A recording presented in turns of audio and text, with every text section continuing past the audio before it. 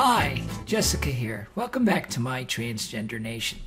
Today, I thought I would talk about transitioning later in life. I started my transition at age 57. And I've seen a lot of videos of younger people who had the opportunity in the modern day world to recognize and take advantage of knowing and being able to start their transition when they are a teenager. And for them, a lot of them, they never really develop as a full male. So they have a lot of advantages over someone like myself who has lived their entire life as a male and now is transitioning. So it's a little different for us being older and transitioning. And so I thought I'd talk about that a little bit. So first of all, there's the physical attributes of my body that you just can't get past. I have big hands and I have big feet. I have broad shoulders. And those are things you really can never do anything about. Those are going to be there from now till I end up 6 feet under. But pretty much everything else in some form or another you can make adjustments with. I'm bald, and I wear, at this point, what is called a hairpiece. I've had surgeries on my face. I had facial surgery. It was an 11.5-hour surgery, and they did major adjustments to my face. I've had gender surgery. I've had breast augmentation surgery. I had, they call the triple play here on my throat, where they shave off your Adam's apple and fuse that piece that moves up and down and then stitch up your vocal cords. I've done that. I did major weight loss. Before I started my transition, I was 230 pounds and all muscle.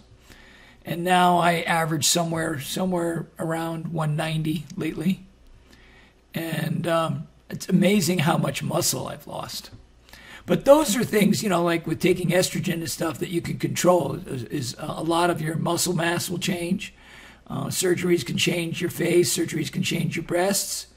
But there are, as I said, there's a lot of pieces that, nature's just, there is no change for. That being said, what I looked like when I started and what I look like now physically are miles apart. And I'm very happy with where I've been able to go. Making these adjustments. I honestly did not think it was possible. And my therapist told me about all these options. And I'm like, really? We can do this? And sure enough, here we are. And I'm really pleased with that piece of the puzzle.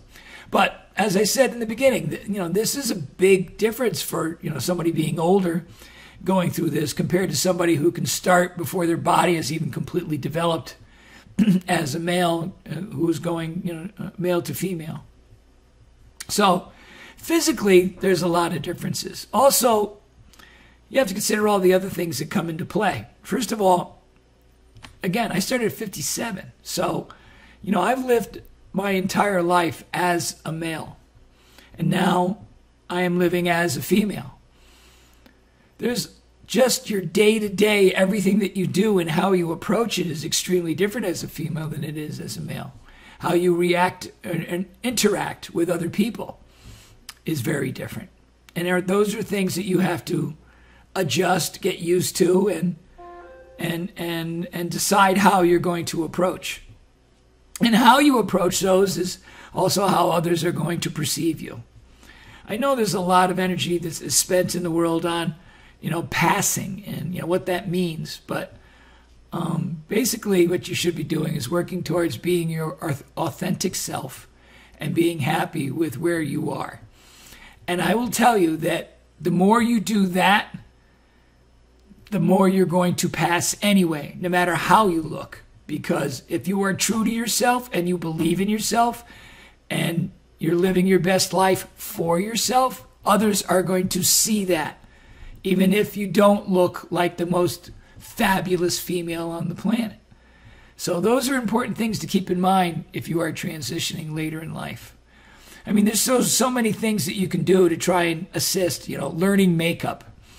That took me a while to do, but I watched a ton of videos online and learned a lot about makeup that way. What's funny is I have, my daughter who was interviewed on here, my daughter Kelly, when Kelly comes to visit me, she will ask me to do her makeup. And she's, 28 years old, almost 29 years old. And she goes, "Can you do my makeup, please?" Because she likes the way I do makeup.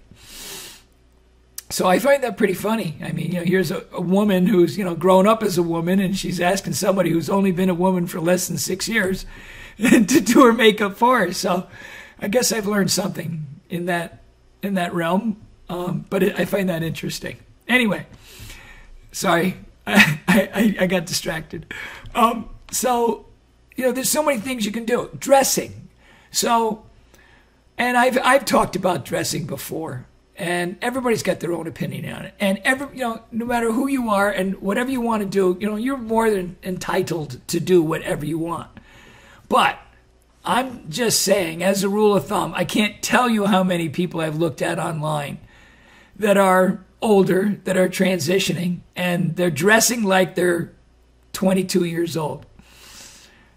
Well, if that makes you happy and that's what you want to do, go for it. There's no reason why you can't do that. But in the same token, if you are trying to, just make it through life and not be sticking out like a sore thumb, that might not be the best path to take. There are other ways to go about it. I dress pretty sharp most of the time when I'm dressing up. I'm not dressed up right now at all, and maybe later this evening I might. But because I am going to go out briefly. But if I'm going out, I dress up, and I enjoy dressing up. But I would have to say, and this is my opinion, mind you, I think I dress smartly. And I don't dress as I'm 65 at this point. I just turned 65 a few weeks ago. I don't think I look 65. I don't think I act 65. But I don't dress as a 65-year-old. Definitely not. I probably dress like a woman who's in her late 40s, maybe, something like that. And that's where I feel comfortable. And I think I get away with it rather well. And like I said, you can do whatever you want, but I'm just making suggestions. If you're doing, if you're transitioning later in life and you want to walk down the street and you want to be seen as being someone who's, a woman amongst others on the street, as opposed to, oh, look at that person looking like she's, 22 years old and not doing a grand job of it. Well, make your choices. Go about it what makes you happy. Because all in all, whatever you're doing, you should do it to make yourself happy. That's who you should be doing all of this for yourself. And if you can't please yourself first, you're never going to even convince anybody else that you are who you want to be or who you choose to be. Okay. I don't want to make this a long video. I just wanted to, give a couple of ideas of what I thought mattered transitioning later in life. If you have any ideas for videos in the future, please send us a message and let us know your thoughts. I'm more than happy to try and accommodate. Also, I would love to start getting a lot of you who would like to have their voice heard to reach out to me and let me know that you would like to share your story. And we can make arrangements to record you and put your story up. So if you have an interest in doing that, let us know about that as well. That would be a great path. There is a project that we had looked at doing in conjunction with Jessica Lynn. She had started a project called the Butterfly Project.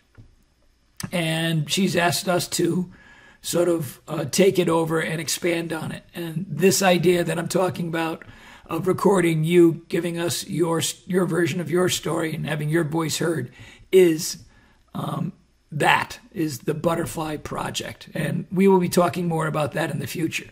But to start with, you want your voice heard, you want to tell your story, reach out to us and we'll make it happen for you. I hope this has been helpful. If you haven't already, like and subscribe to our channel, MyTransgenderNation.